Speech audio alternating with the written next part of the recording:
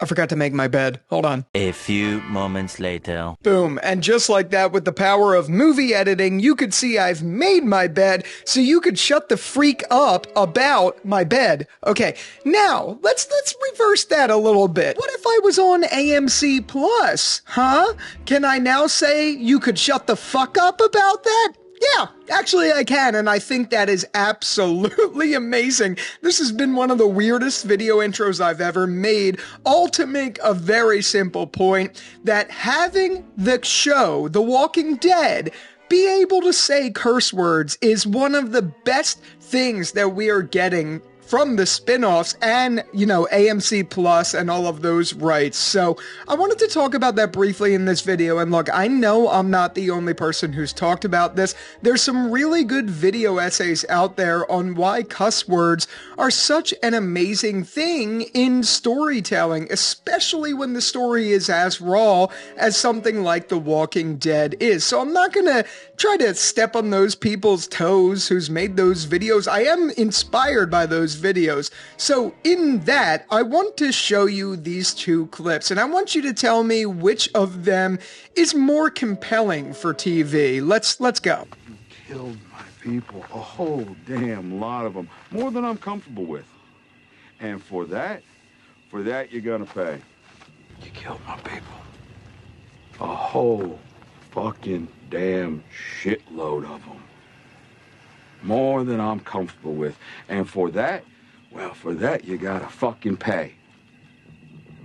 Now, I'm not going to sit here and try to compel you to pick the curse word option of the two of those clips, but goddamn, I mean, if the curse word option doesn't seem more compelling from a story and narrative perspective, I don't know what does. That's the power of using real human vocabulary in TV shows, especially when your show is as gritty as something like The Walking Dead is.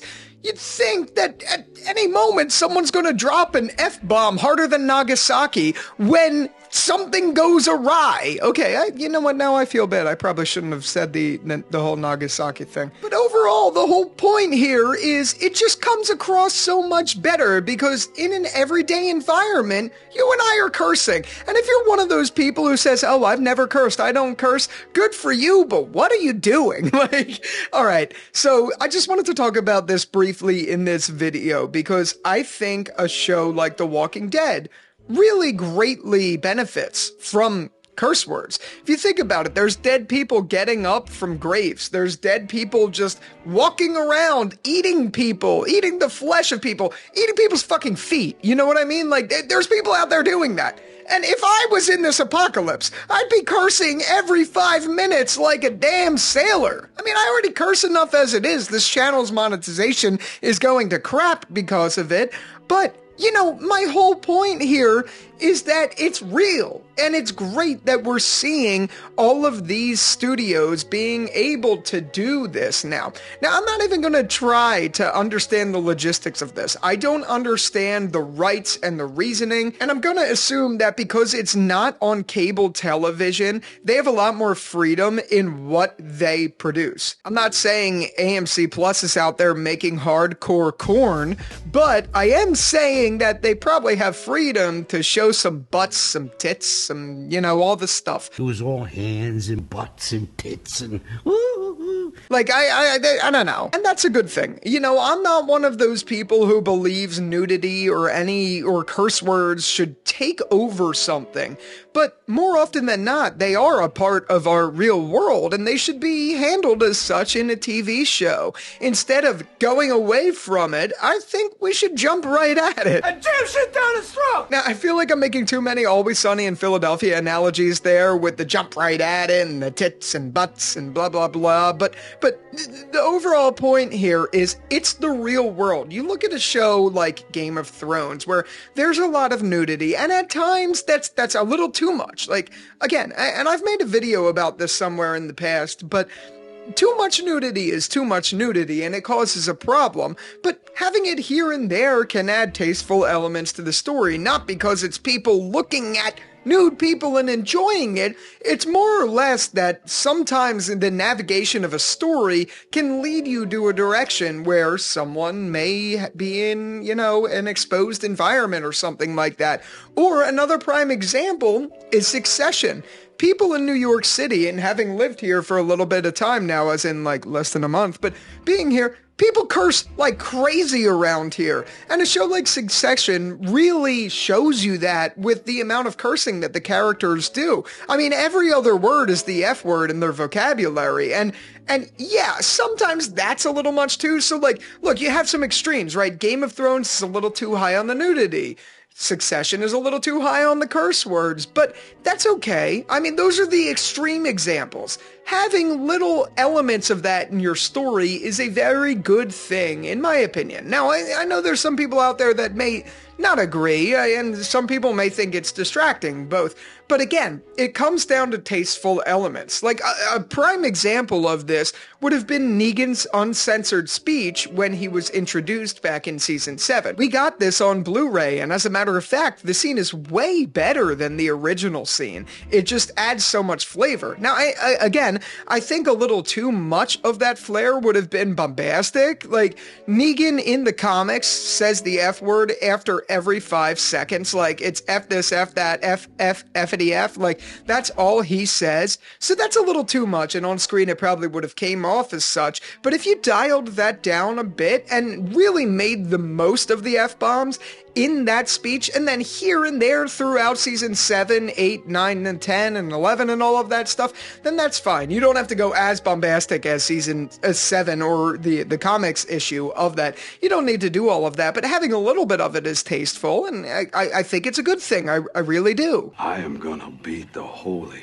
fuckity fuck out of one of you. Another example where this works out really well is when the group is locked up in the train car in Terminus, and in the TV episode one where it was aired on live television, you have Rick Grimes, there's a zoom-in shot of him, and he's like, "They're messing with the wrong people." Now, that's a really bad Rick Grimes impression, but you get the idea. In the actual Blu-ray cut, he says, "They're fucking with the wrong people." That just comes across so much better. So much better. And please, again, ignore my terrible, terrible impression of Rick Grimes. You get the point I'm trying to make. There's elements in a story where the right curse word just delivers the right amount of oomph for a scene that you need, and that's why I personally think The Walking Dead would have benefited so much from being on a channel like HBO. Now, I understand now that we have these spin-offs, we have more freedom to do that, and it's great. Like, I've never really been a huge Daryl Dixon fan, but in the Daryl Dixon spin-off show, we get a lot more to him that doesn't deviate from his character in The Walking Dead's main franchise, or main show, I should say. And with that, we get him cursing. We get him actually talking the way you'd think Daryl Dixon would talk, given his gritty nature. And I can't stress enough how important that is for storytelling. I've said it a million times, I'm like a broken record, but it really came across in episode 2 of the Daryl Dixon show, where he was holding some guy at gunpoint who had all of the stuff or whatever. I don't even remember the scene, but the point I'm making is there was a lot of F-bombs dropped there by Daryl. And then when I was watching it, I was thinking to myself, this is the Daryl I've wanted for 11 seasons of the show that we just never got. Sure, we got a little bit of it in season 11 and 10 of The Walking Dead, mainly season 11, but we really saw it shine in this spinoff. And I think that's an amazing thing. We got it in Dead City as well. We got a little bit of it, like I mentioned, in season 11. It just would have been great to see it from the very beginning. And this is a prime example of why I truly, truly think they need to do a comic adaptation of the story that is really just like almost one for one, kind of like Invincible, even though I'm not saying Invincible is one for one, but it's told in cartoon form. It really just well adapts the comics. I want something like that now that the story is finished. I want them to do that for The Walking Dead, and I think on AMC Plus or HBO or wherever, I think that's the perfect place to do that. And again, I'm not someone who really condones buying a subscription to watch your favorite show or anything like that, and I hate this greedy action that we're seeing across the country of like Netflix, Hulu, AMC Plus. There's a million and one streaming services. I'm not a big fan of that. But having stuff like this allows a lot more creative freedom that we really needed.